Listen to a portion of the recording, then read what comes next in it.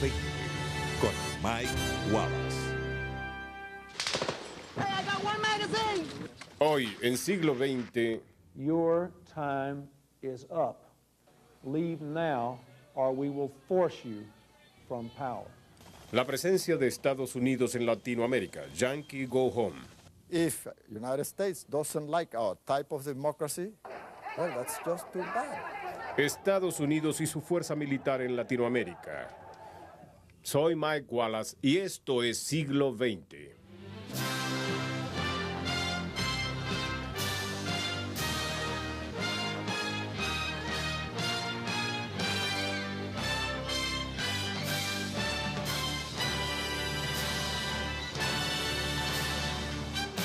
Siglo XX con Mike Wallace.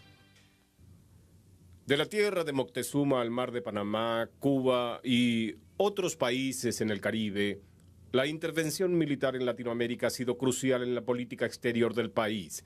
Política oficial desde 1823, cuando el presidente James Monroe formó la doctrina que lleva su nombre. Se tornó más agresiva al iniciarse el siglo XX, cuando Ted Roosevelt definió nuestro papel en el occidente con la memorable frase «habla suave y lleva un garrote». Nuestras tropas han usado ese garrote contra los países vecinos unas 34 veces. Un ejemplo reciente, Haití en el 94. The drums of war are beating, and even the generals here in Haiti can hear them now. No one doubts any longer that preparations are underway for a massive U.S. invasion to drive out Haiti's military rulers and restore the elected president. The message of the United States to the Haitian dictators is clear. Your time is up. El presidente Clinton estaba listo para usar el poder militar para reponer al presidente electo de Haití, Jean-Bertrand Aristide, pero a última hora los generales haitianos facilitaron su retorno. Sin embargo, las tropas estadounidenses llegaron a Haití para hacer cumplir la promesa. It was a peaceful invasion, but an invasion nonetheless. By week's end, nearly 15,000 American troops had occupied the independent, sovereign nation of Haiti. Yogi Berra would have called it deja vu all over again. The United States, the colossus to the north, had used its overwhelming military and political strength to intervene once again in the affairs of a Caribbean neighbor. En realidad fue un déjà vu. Después de todo, era la invasión número 34 del siglo a un país latinoamericano. Esto sucede desde que Estados Unidos construyó el Canal de Panamá en 1914. Because the construction of the Panama Canal was such an enormous technological feat and a great economic investment, U.S. policy towards the whole Caribbean basin changed. Whereas we had been unconcerned about instability in the region in the 19th century, we became almost obsessed with instability after the construction of the canal. Para proteger el canal y otros intereses en el área, no menos de 5 presidentes estadounidenses han enviado tropas a Nicaragua y a otros países del Caribe que se convirtieron en ejércitos de ocupación. From 1912 to 1933, the Marines occupied Nicaragua. They ran the banks, railroads, customs houses, and tax collections. That force also trained the Nicaraguan National Guard. Nicaragua no era la excepción. Otros países del Caribe eran regidos por dictadores llegados al poder con apoyo estadounidense, pero la hegemonía de Washington sobre la región se vio interrumpida en 1959 cuando el cubano Fulgencio Batista fue depuesto por un nuevo tipo de dictador. Now Batista has fled. A new leader is on the scene, Fidel Castro. The first week of January 1959, Cuba would be changed forever. A liberator had come. You come into Havana a conquering hero, like a Caesar. It was a happy day for everybody, but it was the culmination of something that we had been working for. Pero no para Estados Unidos, donde vieron a Castro emerger como líder comunista, aliarse a la Unión Soviética y atacar al llamado imperialismo yanqui. The United States was the owner of our electric power plants, of our telephone companies, of the main transportation companies, of the principal industries, of the best lands, of the largest sugar mills.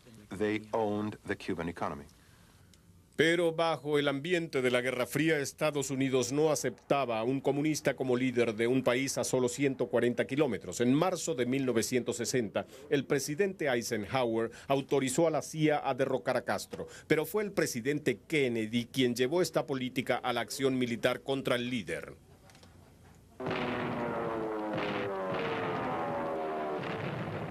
It was April 17, 1961.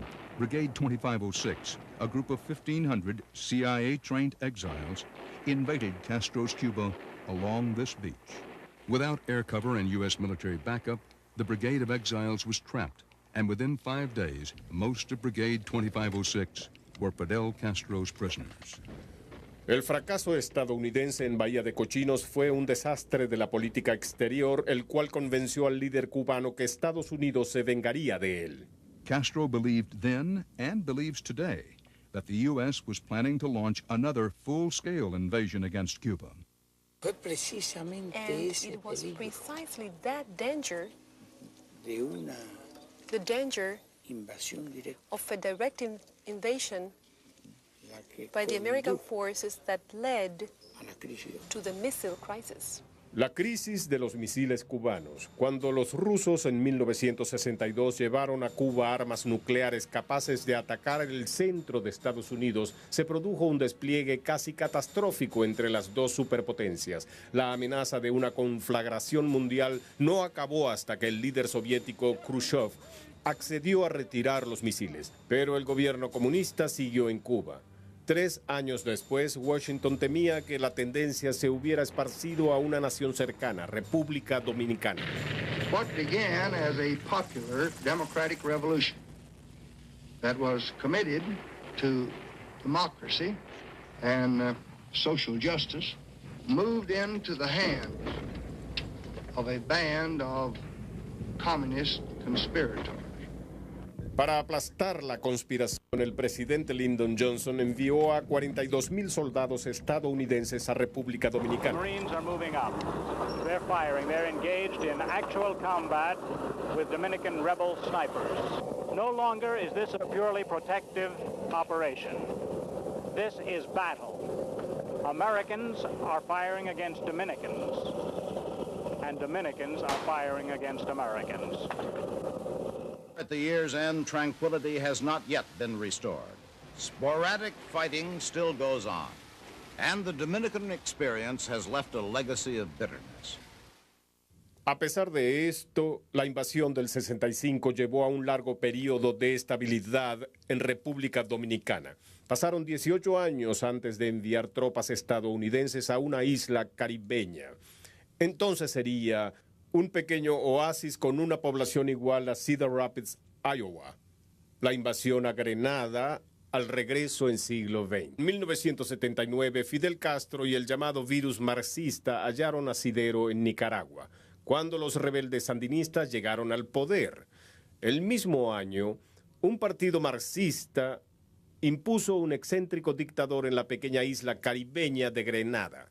El presidente Reagan vio estos hechos como los signos de que el comunismo estaba en ascenso en Latinoamérica. Como Kennedy y Johnson antes que él, estaba listo a hacer algo al respecto. Must we just accept the destabilization of an entire region from the Panama Canal to Mexico on our southern border? Must we sit by while independent nations of this hemisphere are integrated into the most aggressive empire the modern world has seen? En su discurso de 1983 en sesión conjunta del Congreso, el presidente Reagan sonó la alarma de la supuesta influencia soviética en Centroamérica y advirtió que la influencia comunista había llegado a otro país del Caribe. On the small island of Grenada, at the southern end of the Caribbean chain, the Cubans, with Soviet financing and backing, are in the process of building an airfield with a 10,000-foot runway. Grenada doesn't even have an air force. Who is it intended for? El primer ministro de Grenada, Maurice Bishop, negó que el nuevo aeropuerto fuera para sus aliados cubanos y rusos. Over and over again, we have given assurances on this, and so far as we are concerned, this airport is for strictly civilian and commercial purposes. Para el momento de la declaración en 1983, Bishop estaba en Estados Unidos buscando mejorar sus relaciones con el gobierno de Reagan sin resultados. De vuelta a Grenada, Bishop pagaría caro su intento de reconciliación. The leftist military is in control of Grenada this morning. The Prime Minister of the Caribbean island nation, Maurice Bishop, was shot to death last night by soldiers in the People's Revolutionary Army. So were 3 of his cabinet ministers in a showdown at Army headquarters. A round-the-clock curfew is in effect now. Anyone who seeks to demonstrate or disturb the peace will be shot. People were just dropping down from that fort with the guns going off, you know. Al principio se habló de 10 muertos en el golpe de Estado. Meses después fueron hallados en una fosa común más de 100 cadáveres, pero en Estados Unidos la preocupación urgente era una colonia estadounidense en la isla. There is an American-run medical school in Grenada, and most of the 800 to 1,000 Americans on the island are either students or faculty there. A school official based in this country who's been in constant contact with the school says all the Americans are believed safe. Really, we're quite shocked that there was this type of bloodshed. But it has not spilled over into the streets in general, and it certainly is not anywhere near the campus where most of the Americans who live on the island are residing now. Ya corrieran peligro o no, Reagan favoreció la opción de poder ayudarlos. Pentagon sources say a U.S. Navy task force, including 2,000 Marines, is heading south toward the Caribbean. The ships and Marines left their East Coast ports earlier this week bound for Lebanon, but were given a change of orders out of concern for the safety of the 1,100 Americans on the island of Grenada. Esta misión tenía la intención de vigilar los hechos, pero la Organización de Estados Occidentales del Caribe pidió la intervención directa de Estados Unidos en Grenada. La Casa Blanca consideraba seriamente esa petición cuando en octubre de 1983 Washington fue estremecido por un desastre militar en el Medio Oriente.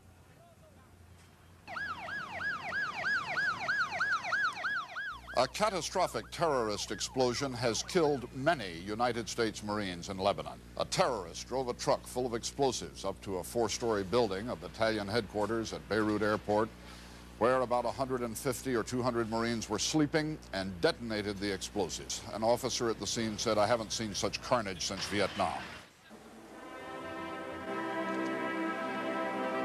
Mientras el gobierno enfrentaba la muerte de 241 cadetes en Beirut, el destino de los estadounidenses en Grenada tomó gran urgencia. El presidente habló con los líderes del Congreso y le dio el visto bueno a la operación Furia Urgente que envió a 15,000 soldados a Grenada. We have taken this decisive action for 3 reasons. First, and overriding importance, to protect innocent lives, including up to 1,000 Americans whose personal safety is, of course, my paramount concern. Second, to forestall further chaos. And third, to assist in the restoration of conditions of law and order and of governmental institutions to the island of Grenada.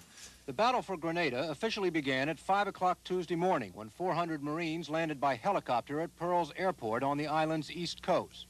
The fighting was light, no Marine casualties.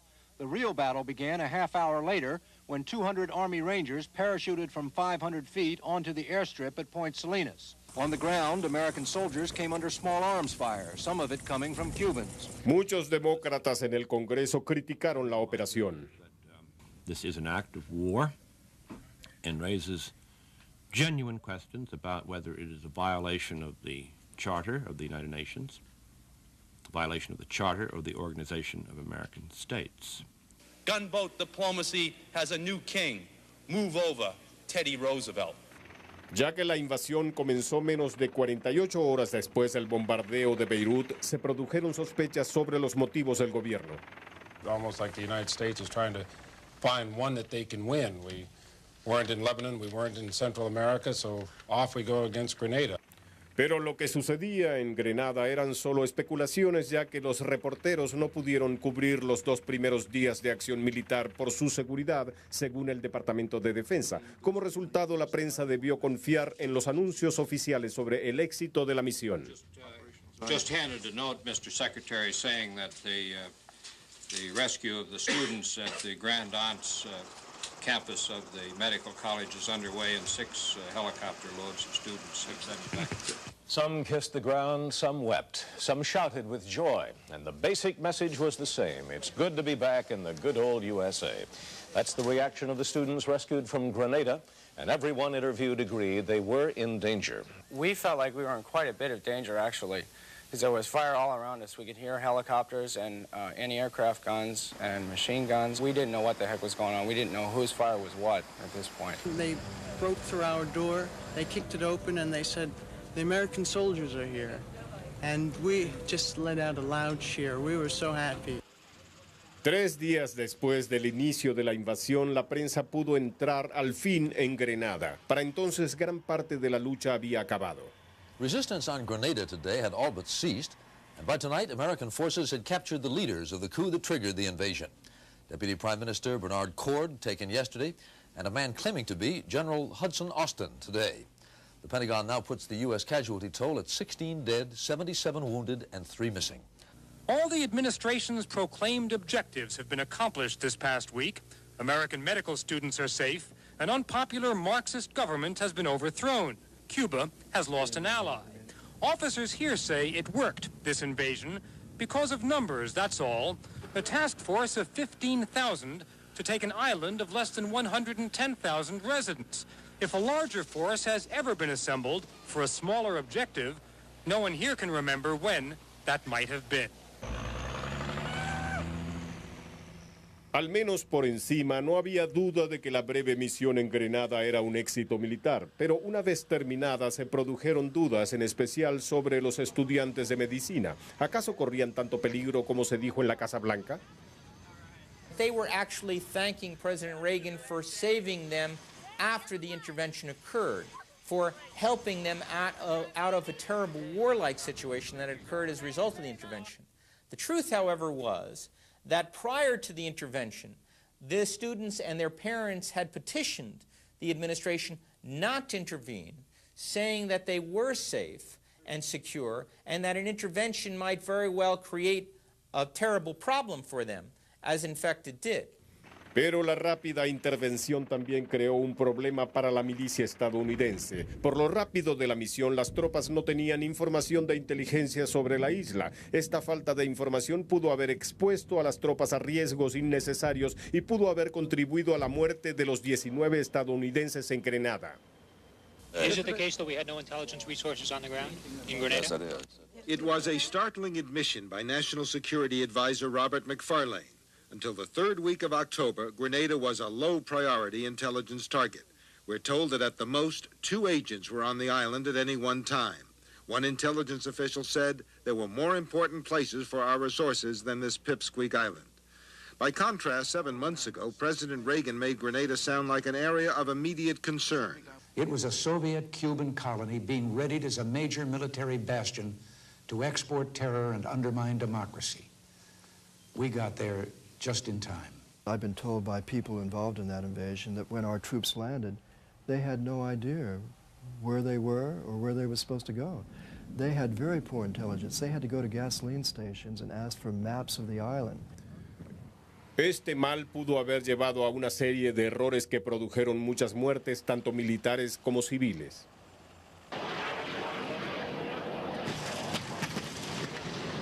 The Pentagon now acknowledges at least 12 persons killed when a Navy jet attacked a hospital in the capital of St. George's. The attack came on the first day of the invasion. A team of SEALs, the Navy's elite commando unit, was trapped while trying to rescue the island's Governor General, Sir Paul Scoon, from his home. Artillery fire was coming from the direction of the hospital, so the Americans called in an airstrike. At the time, the Pentagon says, no one knew it was a hospital. De hecho, la confusión, el hastío y la poca información produjeron quizás las bajas estadounidenses. Pentagon officials also say most of the 18 American deaths during the invasion of the island resulted from accidents. 4 members of the Navy's elite SEALs commando unit drowned in a pre-invasion accident. The Washington Post this morning reports several Army Rangers were killed and others wounded in a collision of 2 helicopters. Además, las tropas invasoras en Grenada no tenían idea de la resistencia que encontrarían tras desembarcar. The Cubans surprised Americans with heavy gunfire. The Americans came back with Navy jet fire, strafing the Cubans. Several dozen Cubans were killed and captured, and only then did they give up. We didn't anticipate meeting Cuban fighting units. We knew there were Cuban construction workers in there who might have been reservists. Pero los cubanos dijeron que la lucha pudo evitarse por completo. The Cuban interest section in Washington released excerpts from cables allegedly sent from Havana to Grenada. Their message, had the U.S. concerned itself only with the safety of its citizens, there would have been no fighting between Americans and Cubans. A cable purportedly sent by Fidel Castro on the Saturday before the invasion directs the Cubans on the island to fire only if fired upon and not to interfere with attempts to evacuate American students. Cuando el tiroteo empezó, Castro ordenó a sus 700 soldados en Grenada que lucharan hasta el fin. Last night, at a midnight news conference, Cuban President Fidel Castro was asked why he had not sent reinforcements to Grenada. It was impossible because the U.S. squadron and aircraft carriers were moving that direction. We had no transportation means. Castro called the United States invasion of Grenada an unjustifiable error that would create resentment against the U.S. Casi olvidada en toda la polémica estuvo la preocupación original de Ronald Reagan cuando advirtió al pueblo estadounidense sobre el auge comunista en Grenada, bajo el primer ministro Maurice Bishop. Remember the airport controversy in Grenada? Bishop, along with the Cubans, was building a new international airport that he said could handle those big jumbo jets full of tourists.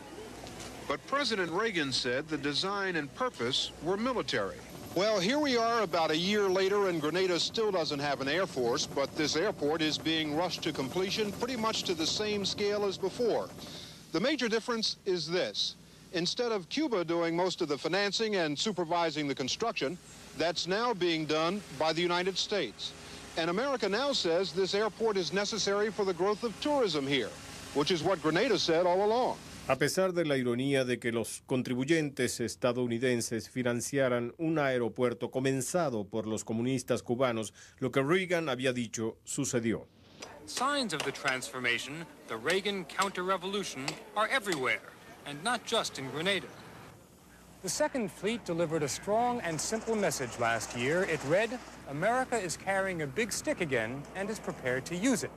It's no accident that now, 1 year later, conservative governments, Ronald Reagan's friends in the Caribbean, are stronger than ever, and that left-wing movements are shattered and splintered.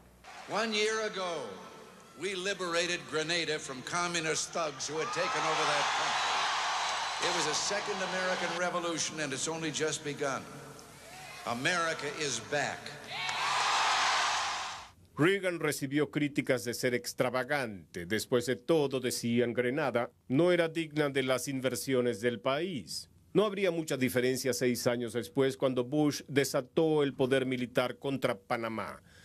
La historia de la operación Causa Justa al regreso en siglo XX. Muchos años Panamá estuvo bajo la llamada mano pesada de Estados Unidos.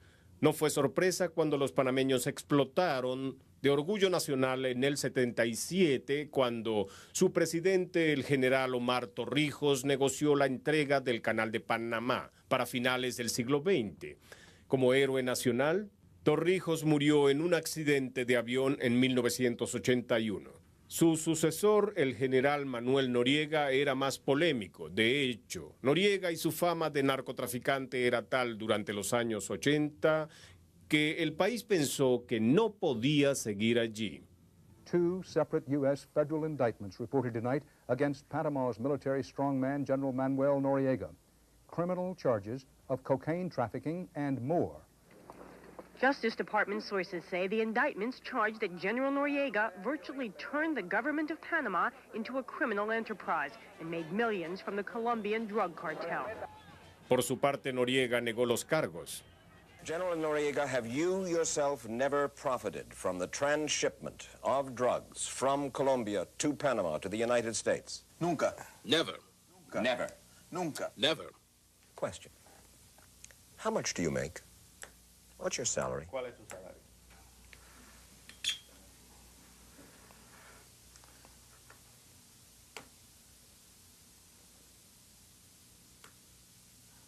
Hard question. Simple question. ¿Difícil o sencillo? No, sencillo. Adentro de la pregunta. You want time? Break. Sí, break. Break. Look, you say break. It is my understanding that you make about $50,000 a year in your job. But you have several homes here in Panama, home in Paris, fabulous art collection. You are said to be worth $400 million. I don't know. Your supporters laugh at that. You're a very wealthy man. Where does all the money come from, General Noriega? Your money. Todo eso es falso. It's all false. Para 1989, el gobierno de Bush esperaba que las elecciones presidenciales de ese año diera a los panameños oportunidad de rechazar al candidato de Noriega. El general accedió a aceptar un equipo internacional que vigilara las elecciones, pero cuando Noriega comenzó a dudar, Robert Pastor fue enviado a Panamá a confirmar el acuerdo. The negotiations I had with General Noriega were some of the most bizarre that I've ever had with a foreign leader. He was drunk, he was angry. At one moment in the negotiations, he jumped up on a table and began throwing things at me. I had to put up with all of that in order to try to secure just one objective. And that objective was to permit us to send in an international monitoring team led by former Presidents Carter and Ford. And he agreed to that. Las vigiladas elecciones permitieron un gran cambio. El pueblo panameño votó en contra del candidato de Noriega. Al menos así parecía. The people won. We won. The Ado Civilista won by a vote of 70 or 75% of the voters. There's no doubt that people voted overwhelmingly for democracy. Whether or not their votes will be counted accurately still remains to be seen. 2 days after the polls closed, the first results finally announced on national TV. General Noriega's candidates winning by a margin of 2-1. There's nothing we can do about it because they have the guns, said this man. Los partidarios de Noriega no intentaron ocultar lo que habían hecho. If United States doesn't like our type of democracy, well, that's just too bad. Los perdedores oficiales tomaron las calles el 10 de mayo para protestar el supuesto robo de Noriega en las elecciones. Las protestas provocaron una fiera resistencia de los leales al general. The brutal attack came as the opposition candidates were leading a demonstration through the streets when they were confronted by this group of thugs. Their T-shirts read Dignity Battalion. They are, in effect, Noriega's militia. They break through, threatening violence. Shouting, "You're going to die here," they start swinging. Watch closely. At least a dozen of Panama's riot police are standing by, making no effort to interfere with the attacking mob.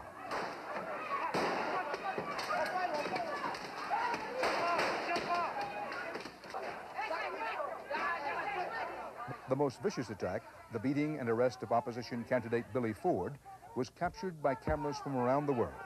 Again, it is clear Panamanian riot police are standing by, doing nothing to interfere with the attackers. El ataque enfureció a George Bush, quien tenía 4 meses en el gobierno. You cannot have an election that is blatantly stolen, where people that win are beaten up by thugs. The president also called on Noriega's own soldiers to desert his cause. I would love to see him get him out. We'd like to see him out of there. Con ese fin, Estados Unidos apoyó un golpe fallido contra Noriega 5 meses después. Basado en ese fracaso, Noriega recrudeció el acoso a los estadounidenses en Panamá. Ese acoso selló su destino. U.S. officials are calling it the worst U.S.-Panamanian confrontation in 25 years. American soldiers are in battle gear tonight, guarding U.S. bases in Panama after one officer was killed last night and a second was wounded by General Manuel Noriega's troops. According to the U.S. Southern Command, the American officer who died at Gorgas Military Hospital was shot when he tried to escape from an angry mob after he and others mistakenly strayed into the area near General Noriega's headquarters. The latest round of confrontation comes on the heels of General Noriega's elevation to head of state by his hand-picked assembly, officially investing him with absolute powers. He declared that a state of war exists with the United States. I think this pressure reached the point that President Bush found himself in a position where he could not but go ahead with an invasion. Otherwise, he would be embarrassed. 3 días después de la muerte del soldado americano, Estados Unidos respondió. More than 20,000 U.S. soldiers, Marines, airmen, and sailors launched their attack in the early morning darkness. They were backed by swarms of helicopters, ships, and planes. General Noriega's reckless threats and attacks upon Americans in Panama created an imminent danger to the 35,000 American citizens in Panama. As President, I have no higher obligation than to safeguard the lives of American citizens. El principal objetivo de la operación Causa Justa era capturar al general Noriega para someterlo a juicio en Miami por cargos de narcotráfico. De hecho, fue un arresto por drogas de parte de la milicia.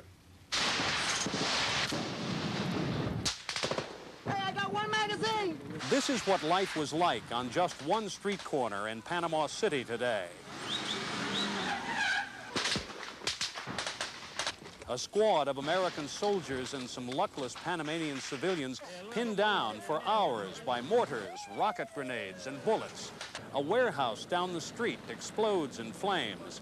Some of Manuel Noriega's die-hard loyalists have turned into urban guerrillas, and this is the result. They haven't found Noriega himself yet, but they have found thousands of weapons, stashes of money and cocaine, and evidence that Noriega apparently practiced voodoo blood rituals. Tomó menos de un día para que la milicia controlara la situación. The Pentagon says all organized resistance from Panamanian defense forces has ended, but the news is not all good. American casualties are now put at 15 dead and 59 wounded. Y la pérdida de vidas civiles en la invasión a Panamá, daños colaterales, según el eufemismo del Pentágono, se estimaba entre unas 500 y posiblemente 2,000 personas. Houses and businesses in the city have been destroyed during the fighting. Large numbers of Panamanians have been made homeless, and for them, the U.S. Army has provided makeshift shelters. Looting is reported out of control in some sections of the capital. Casualty figures are mounting daily. The economy, already weak before the invasion, is now all but destroyed. Sin embargo, las tropas no hallaban a Noriega, a pesar de la recompensa de $1 millón por él. After 4 days of looking, now we finally know where Manuel Noriega is. Here, at the Papal Nuncios in Panama City. Diplomatically speaking, foreign soil belonging to the Vatican. The United States has moved these trucks into driveways near the back to block any possible fast escape. They've shut out the street lights so there's no light at night, moved in tanks as part of roadblocks such as this one, just a few yards from where Noriega is being held. And over here, interestingly enough, a speaker system through which statements by President Bush and rock music are being pumped out on a 24-hour-a-day basis as part of the psychological pressure that the United States wants to keep drumming into Noriega inside that compound. Finalmente, tras 10 días de ruido y negociaciones, el máximo líder de Panamá se rindió ante los funcionarios estadounidenses. The motorcade bearing Noriega zoomed into the federal courthouse in Miami early this morning. Late today, the former dictator, still sporting his uniform and looking solemn, was finally arraigned. U.S. officials said they made no deal, agreed to drop no charges in exchange for his surrender. So if convicted, Noriega could spend the rest of his life in jail. En el 92, Noriega fue sentenciado a 40 años de prisión, condenado por 8 cargos de narcotráfico y extorsión. Pero no serían las drogas la causa de la siguiente intervención en Latinoamérica, sino los resultados de un hecho bastante extraño, una elección libre en Haití. Esa historia al regreso en siglo XX. Haití fue el segundo país independiente del Nuevo Mundo detrás de Estados Unidos. Pero a diferencia de este último, Haití tiene una historia represiva y violenta. La caída de los Duvalier, dictadores de Haití a mediados de los 80, le dio sus primeras elecciones que llevaron al católico radical Jean-Bertrand Aristide a la presidencia. Pero tras 7 meses de ser electo, Aristide fue depuesto por la milicia haitiana en el golpe de 1991, golpe que llevó a los haitianos a escapar con rumbo fijo a los Estados Unidos. What to do about a nation at sea, one so close to these shores that even little boats crammed and leaking can bring its people here, and have many times. Haiti seems only to have known trouble and poverty and grief, Haitians had reason to hope that their new president might bring change at last, and then their new president was ousted. Fue depuesto y reemplazado por una dictadura militar que aplastó a sus opositores. The beleaguered main hospital in Port-au-Prince was struggling to cope today with a growing number of victims of the random violence. No one knows how many people have been killed and wounded, but this ward alone was jammed with some 50 gunshot victims. Para 1992, unos 32,000 haitianos trataban de huir de la isla en bote solo para ser devueltos por los guardacostas estadounidenses. El presidente Bush dijo que el país solo podía dar entrada selectiva. The Statue of Liberty still stands, and we still open our arms under our law to people that are politically oppressed. But we are not bound to have an open policy where everybody in economic deprivation around the world can come to the United States. En cambio, Bill Clinton, el opositor de Bush en la campaña electoral de 1992, favorecía un enfoque más generoso. I think they are political refugees. My own view is that we should keep the refugees here until we can restore democracy to Haiti and restore the duly elected government there. Sin embargo, una vez electo presidente, Clinton cambió de parecer. The Clinton administration's first foreign policy move was to impose a naval blockade around Haiti. It has worked in the sense that it has stopped the flow of refugees, but nobody believes it has solved the problem. El problema era que los refugiados no tenían a dónde ir. Esto produjo protestas de los haitianos estadounidenses y sus aliados en Washington. We have gotten a rather strange mixture of incompetence and neglect and cynicism. Does anyone believe that were these refugees white, that we would be scooping them out of the ocean like so much pond scum, throwing them back into the killing fields of this place? Does anyone believe that? Of course not. Randall Robinson, importante opositor de la política de Clinton para Haití, comenzó una huelga de hambre. Era solo el principio. 3 members of Congress were arrested today when they staged a protest outside the White House. They're supporting activist Randall Robinson in the 24th day of his hunger strike. When all this killing started, when it became obvious. 3 días más tarde, Clinton suavizó su política y permitió que algunos haitianos fueran admitidos en Estados Unidos por razones políticas. Robinson acabó con la huelga. I wanted the policy changed, and the policy has changed. The point is that people fleeing for safety will get hearings. Pero mientras el gobierno suavizaba su política, la violencia proseguía en Haití y muchos creían que era instigada por los militares. As General Cedras sees it, the military saved Haiti from a radical threat when it overthrew this man, President Aristide. Under any circumstances, do you see President Aristide returning to this country to resume power? Nous ne pouvons pas. We cannot run the risk in this country to expose ourselves to a populist power. And so the populist power, President Aristide, remains stranded in Washington, where he has managed to mobilize an influential network of congressional backers and President Clinton. I want to welcome President Aristide back to the White House. Bajo una enorme presión de Washington, el general Cedras se reunió con Aristide en la isla de gobernadores de la Bahía de Nueva York en 1993. Luego acordarían el retiro de la Junta Militar. El primer paso fue en octubre con la llegada de un grupo de observadores a Haití. Su llegada debía coincidir con la renuncia del general Cedras, pero no sucedió. En su lugar, el grupo se encontró con una sorpresa. Gangs of Haitian gunmen kept the first shipload of U.S. peacekeepers from coming ashore today. They roughed up Americans at the port. They all had weapons, and they start screaming, and they attacked the car where Charge d'Affaires was, and then they turned on us and they attacked us. To everyone's surprise, a day later, the White House aborted the mission. Washington was fearful that American soldiers might be attacked and killed if the Harlan County tried to dock. Just think about it. Here we are, the most powerful military nation on earth. No one can even remotely challenge us. And a ragtag bunch of thugs, less than 100 of them, turns back a United States ship. Para septiembre de 1994, Clinton estaba molesto y, apoyado por una resolución de la ONU, amenazó con invadir Haití. The message of the United States to the Haitian dictators is clear. Your time is up.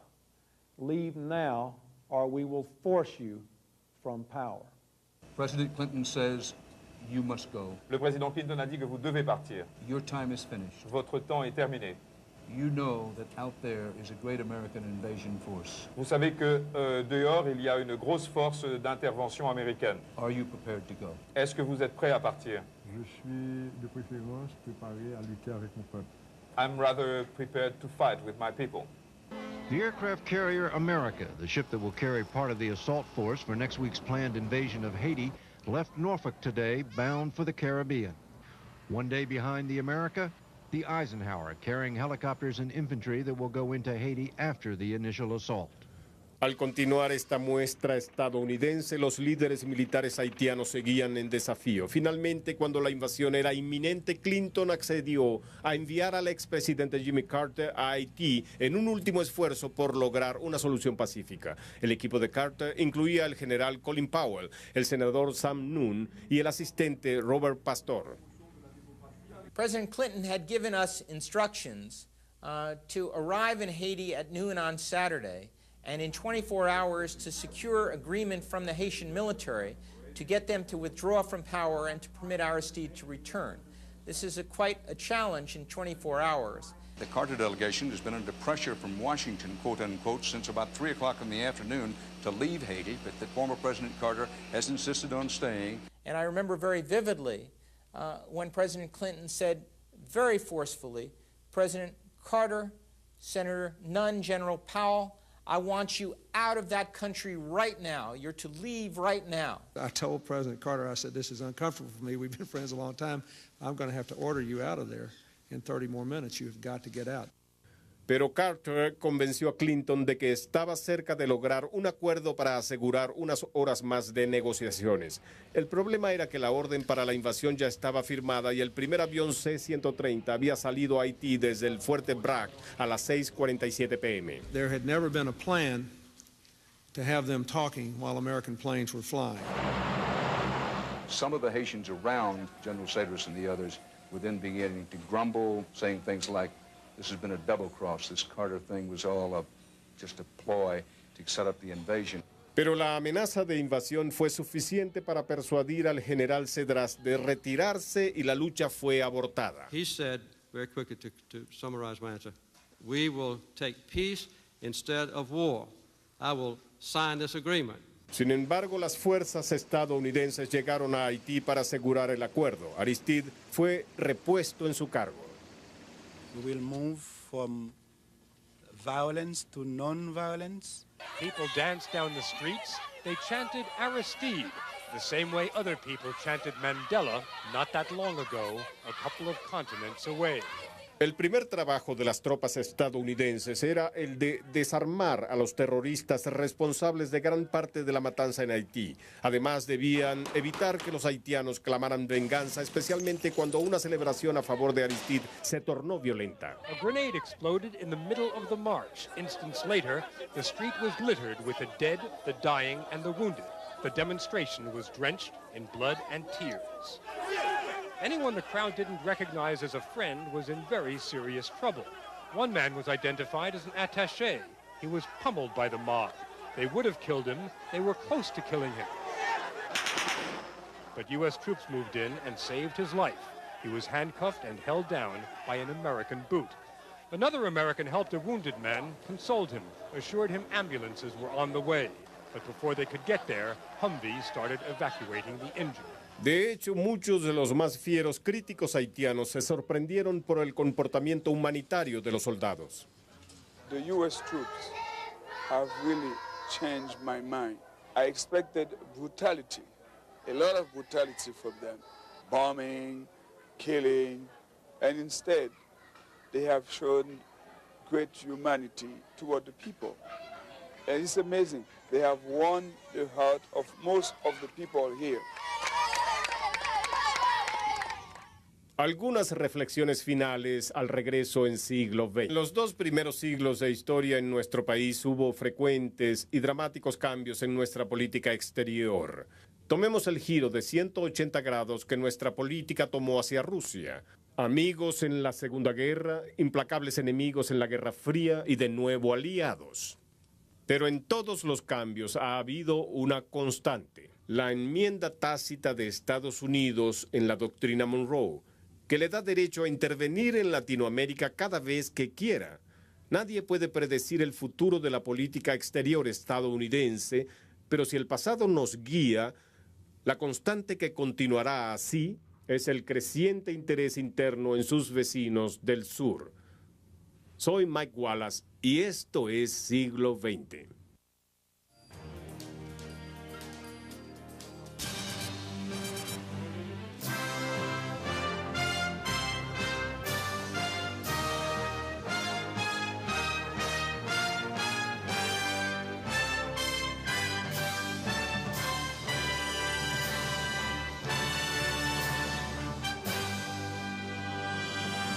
Estaba listo a hacer algo al respecto. Must we just accept the destabilization of an entire region from the Panama Canal to Mexico on our southern border?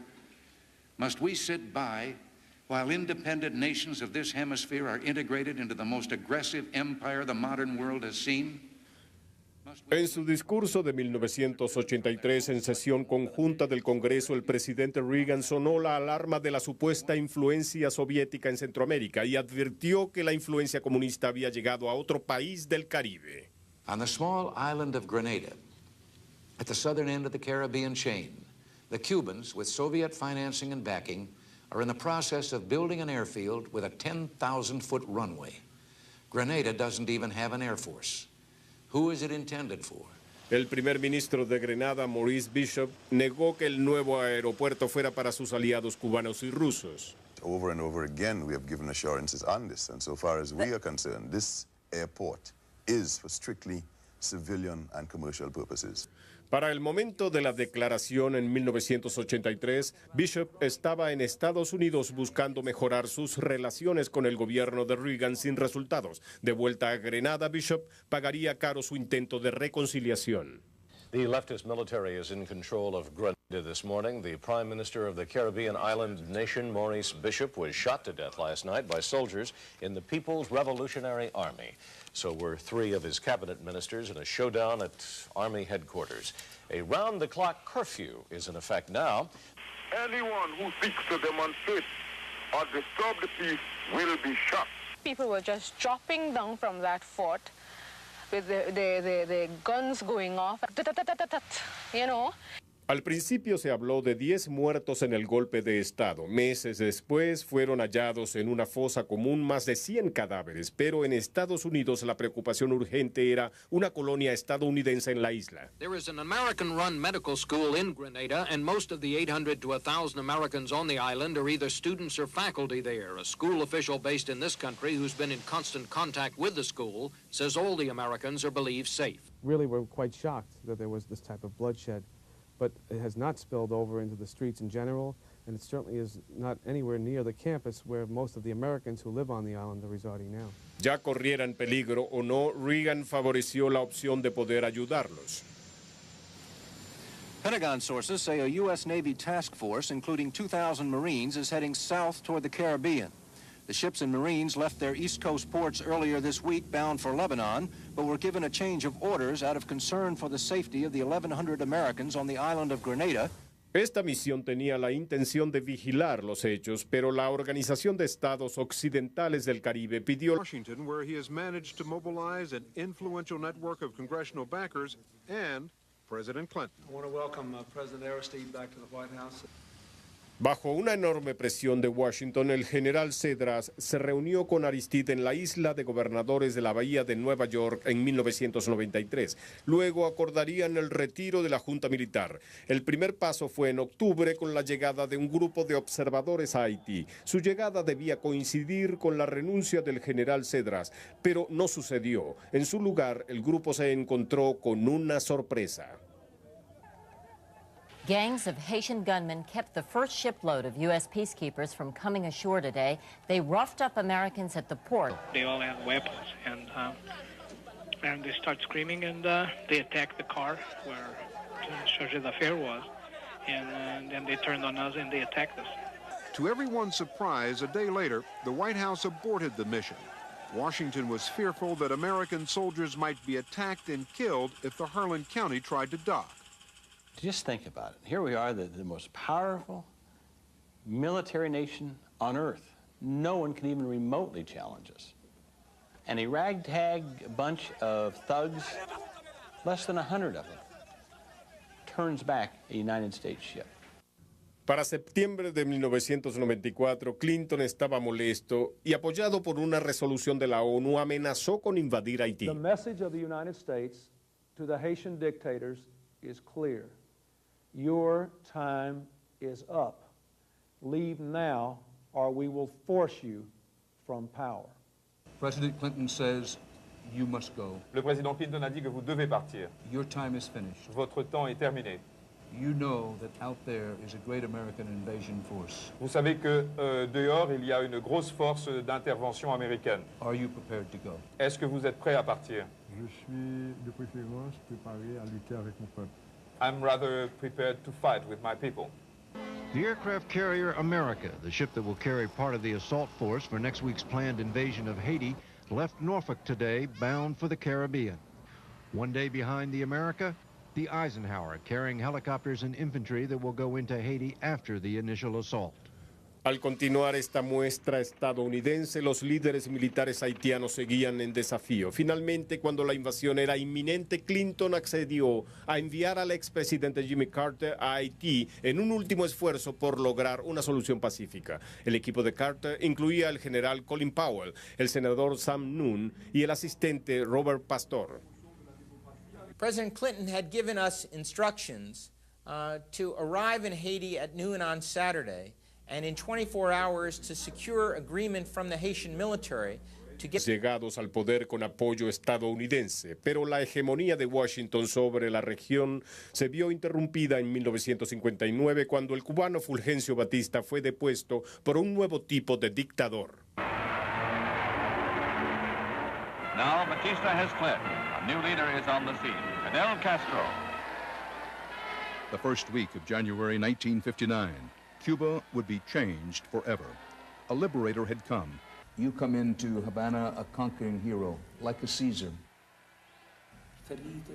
It was a happy day for everybody, but it was the culmination of something that we had been working for. Pero no para Estados Unidos, donde vieron a Castro emerger como líder comunista, aliarse a la Unión Soviética y atacar al llamado imperialismo yanqui. The United States was the owner of our electric power plants, of our telephone companies, of the main transportation companies, of the principal industries, of the best lands, of the largest sugar mills. They owned the Cuban economy. Pero bajo el ambiente de la Guerra Fría, Estados Unidos no aceptaba a un comunista como líder de un país a solo 140 kilómetros. En marzo de 1960, el presidente Eisenhower autorizó a la CIA a derrocar a Castro, pero fue el presidente Kennedy quien llevó esta política a la acción militar contra el líder.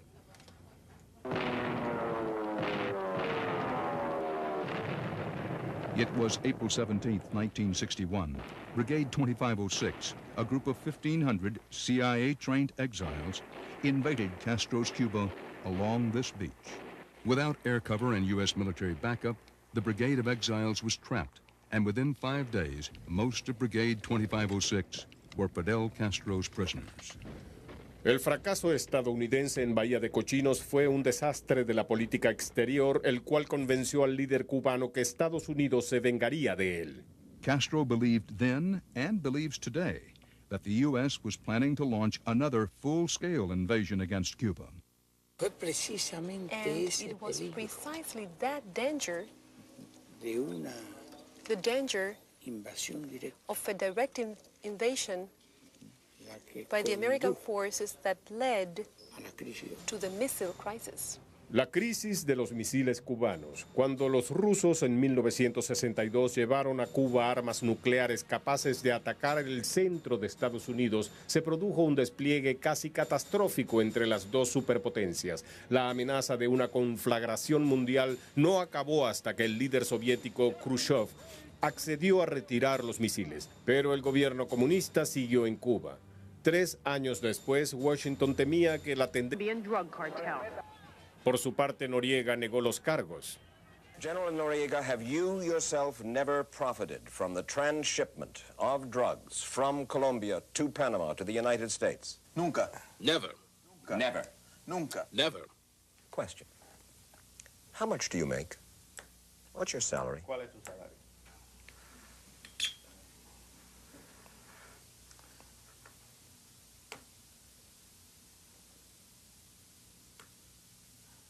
Hard question. Simple question. ¿Difícil o sencillo? No, sencillo. Adentro de la pregunta. Time. You want time? Break. Sí, break. Look, you say break. It is my understanding that you make about $50,000 a year in your job. But you have several homes here in Panama, home in Paris, fabulous art collection. You are said to be worth $400 million. I don't know. Your supporters laugh at that. You're a very wealthy man. Where does all the money come from, General Noriega? Your money. Todo eso es falso. It's all false. Para 1989, el gobierno de Bush esperaba que las elecciones presidenciales de ese año diera a los panameños oportunidad de rechazar al candidato de Noriega. El general accedió a aceptar un equipo internacional que vigilara las elecciones, pero cuando Noriega comenzó a dudar, Robert Pastor fue enviado a Panamá a confirmar el acuerdo. The negotiations I had with General Noriega were some of the most bizarre that I've ever had with a foreign leader. He was drunk. He was angry. At one moment in the negotiations, he jumped up on a table and began throwing things at me. I had to put up with all of that in order to try to secure just one objective. And that objective was to permit us to send in an international monitoring team led by former Presidents Carter and Ford. And he agreed to that. Las vigiladas elecciones permitieron un gran cambio. El pueblo panameño votó en contra del candidato de Noriega. Al menos así parecía. The people won. We won. The Ado Civilista won by a vote of 70 or 75% of the voters. There's no doubt that people voted overwhelmingly for democracy. Whether or not their votes will be counted accurately still remains to be seen. 2 days after the polls closed, the first results finally announced on national TV. General Noriega's candidates winning by a margin of 2-1. There's nothing we can do about it because they have the guns, said this man. Los partidarios de Noriega no intentaron ocultar lo que habían hecho. If United States doesn't like our type of democracy... Carrier America, the ship that will carry part of the assault force for next week's planned invasion of Haiti, left Norfolk today, bound for the Caribbean. 1 day behind the America, the Eisenhower, carrying helicopters and infantry that will go into Haiti after the initial assault. Al continuar esta muestra estadounidense, los líderes militares haitianos seguían en desafío. Finalmente, cuando la invasión era inminente, Clinton accedió a enviar al expresidente Jimmy Carter a Haití en un último esfuerzo por lograr una solución pacífica. El equipo de Carter incluía al general Colin Powell, el senador Sam Nunn y el asistente Robert Pastor.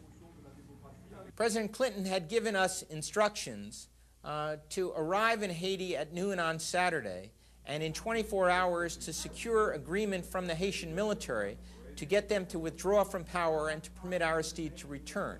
This is quite a challenge in 24 hours. The Carter delegation has been under pressure from Washington, quote unquote, since about 3 o'clock in the afternoon to leave Haiti, but that former President Carter has insisted on staying. And I remember very vividly when President Clinton said very forcefully, President Carter, Senator Nunn, General Powell, I want you out of that country right now. You're to leave right now. I told President Carter, I said, this is uncomfortable for me. We've been friends a long time. I'm going to have to order you out of there in 30 more minutes. You've got to get out. Pero Carter convenció a Clinton de que estaba cerca de lograr un acuerdo para asegurar unas horas más de negociaciones.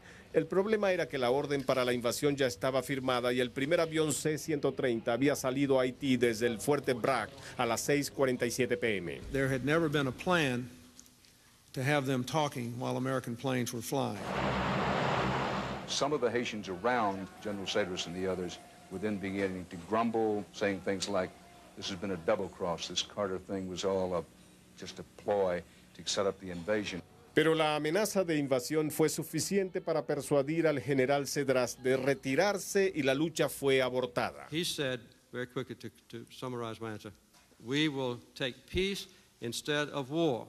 I will sign this agreement. Sin embargo, las fuerzas estadounidenses llegaron a Haití para asegurar el acuerdo. Aristide fue repuesto en su cargo. We will move from violence to non-violence. People danced down the streets. They chanted Aristide, the same way other people chanted Mandela not that long ago, a couple of continents away. El primer trabajo de las tropas estadounidenses era el de desarmar a los terroristas responsables de gran parte de la matanza en Haití. Además, debían evitar que los haitianos clamaran venganza, especialmente cuando una celebración a favor de Aristide se tornó violenta. A grenade exploded in the middle of the march. Instance later, the motorcade bearing Noriega zoomed into the federal courthouse in Miami early this morning. Late today, the former dictator, still sporting his uniform and looking solemn, was finally arraigned. U.S. officials said they made no deal, agreed to drop no charges in exchange for his surrender. So if convicted, Noriega could spend the rest of his life in jail. En el 92, Noriega fue sentenciado a 40 años de prisión, condenado por 8 cargos de narcotráfico y extorsión. Pero no serían las drogas la causa de la siguiente intervención en Latinoamérica, sino los resultados de un hecho bastante extraño, una elección libre en Haití. Esa historia, al regreso en siglo XX, Haití fue el segundo país independiente del Nuevo Mundo detrás de Estados Unidos. Pero a diferencia de este último, Haití tiene una historia represiva y violenta. La caída de los Duvalier, dictadores de Haití a mediados de los 80, le dio sus primeras elecciones que llevaron al católico radical Jean-Bertrand Aristide a la presidencia.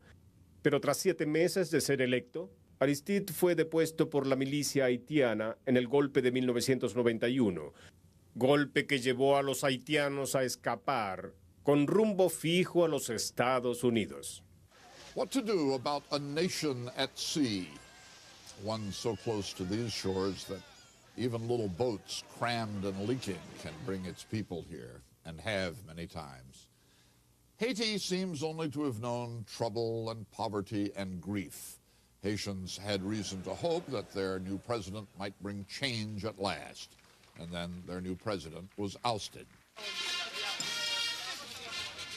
Fue depuesto y reemplazado por una dictadura militar que aplastó a sus opositores.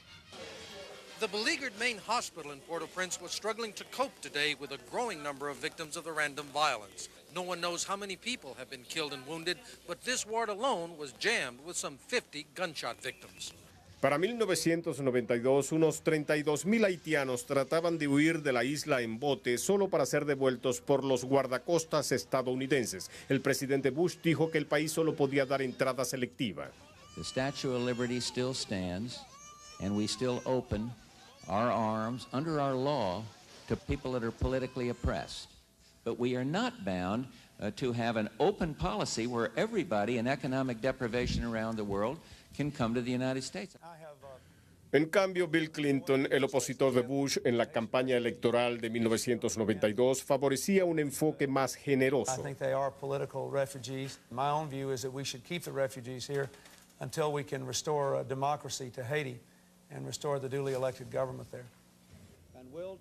Sin embargo, una vez electo presidente, Clinton cambió de parecer. The fighting was light, no Marine casualties. The real battle began a half hour later when 200 Army Rangers parachuted from 500 feet onto the airstrip at Point Salinas. On the ground, American soldiers came under small arms fire, some of it coming from Cubans. Muchos demócratas en el Congreso criticaron la operación. This is an act of war and raises genuine questions about whether it is a violation of the Charter of the United Nations, a violation of the Charter of the Organization of American States.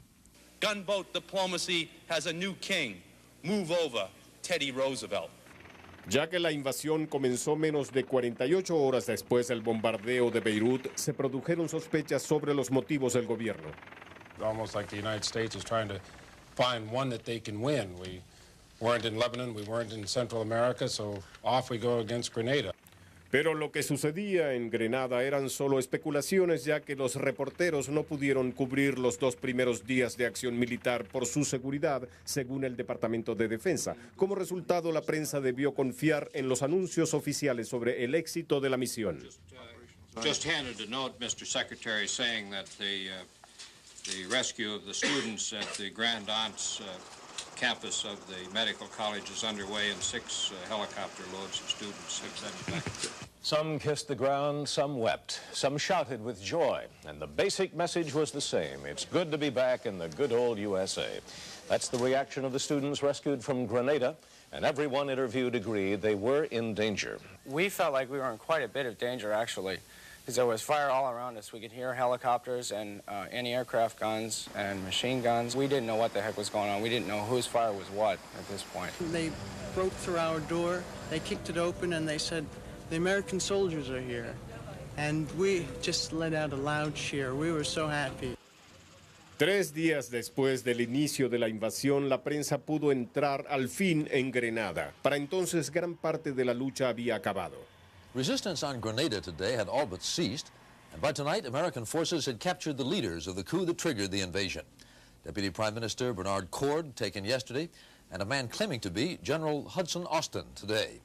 The Pentagon now puts the U.S. casualty toll at 16 dead, 77 wounded, and 3 missing. All the administration's proclaimed objectives have been accomplished this past week. American medical students are safe. An unpopular Marxist government has been overthrown. Cuba has lost an ally. Officers here say it worked, this invasion, because of numbers, that's all. A task force of 15,000 to take an island of less than 110,000 residents. If a larger force has ever been assembled for a smaller objective, no one here can remember when that might have been. Drive out Haiti's military rulers and restore the elected president. The message of the United States to the Haitian dictators is clear. Your time is up. El presidente Clinton estaba listo para usar el poder militar para reponer al presidente electo de Haití, Jean-Bertrand Aristide, pero a última hora los generales haitianos facilitaron su retorno. Sin embargo, las tropas estadounidenses llegaron a Haití para hacer cumplir la promesa. It was a peaceful invasion, but an invasion nonetheless. By week's end, nearly 15,000 American troops had occupied the independent, sovereign nation of Haiti. Yogi Berra would have called it deja vu all over again. The United States, the colossus to the north, had used its overwhelming military and political strength to intervene once again in the affairs of a Caribbean neighbor. En realidad fue un déjà vu. Después de todo, era la invasión número 34 del siglo a un país latinoamericano. Esto sucede desde que Estados Unidos construyó el Canal de Panamá en 1914. Because the construction of the Panama Canal was such an enormous technological feat and a great economic investment, U.S. policy towards the whole Caribbean basin changed. Whereas we had been unconcerned about instability in the region in the 19th century, we became almost obsessed with instability after the construction of the canal. Para proteger el canal y otros intereses en el área, no menos de 5 presidentes estadounidenses han enviado tropas a Nicaragua y a otros países del Caribe que se convirtieron en ejércitos de ocupación. From 1912 to 1933, the Marines occupied Nicaragua. They ran the banks, railroads, customs houses, and tax collections. That force also trained the Nicaraguan National Guard.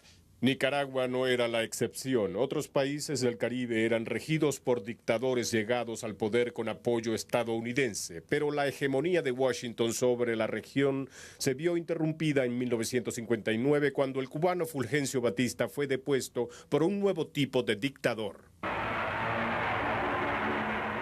Now Batista has fled. A new leader is on the scene, Fidel Castro. The first week of January 1959, Cuba would be changed forever. A liberator had come. You come into Havana a conquering hero, like a Caesar. It was a happy day for everybody, but it was the culmination of something that we had been working for. Pero no para Estados Unidos, donde vieron a Castro emerger como líder comunista, aliarse a la Unión Soviética y atacar al llamado imperialismo yanqui. The United States.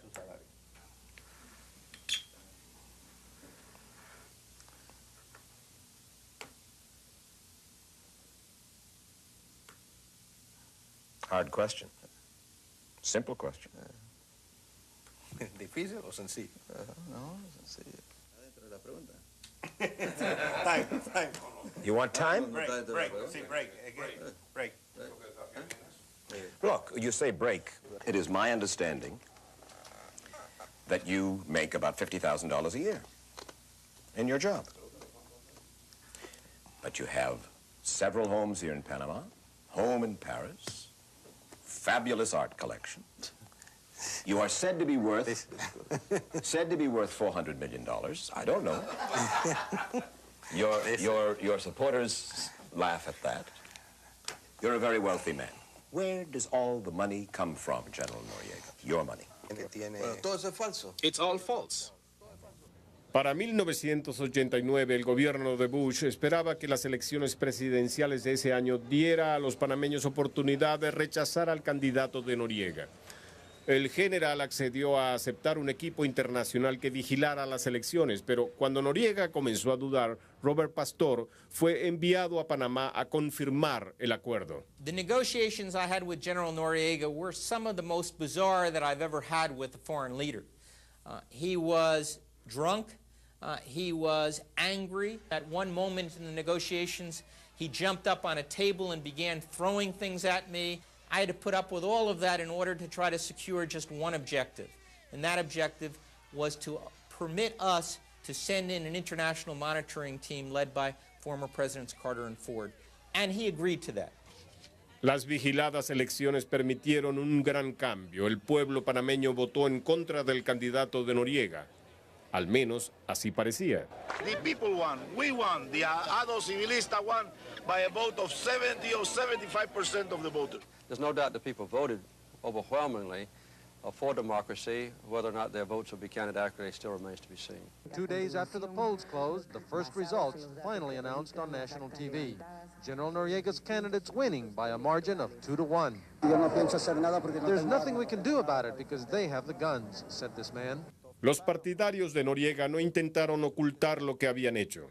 If the United States doesn't like our type of democracy, well, that's just too bad. Los perdedores oficiales tomaron las calles el 10 de mayo para protestar el supuesto robo de Noriega en las elecciones. Las protestas provocaron una fiera resistencia de los leales al general.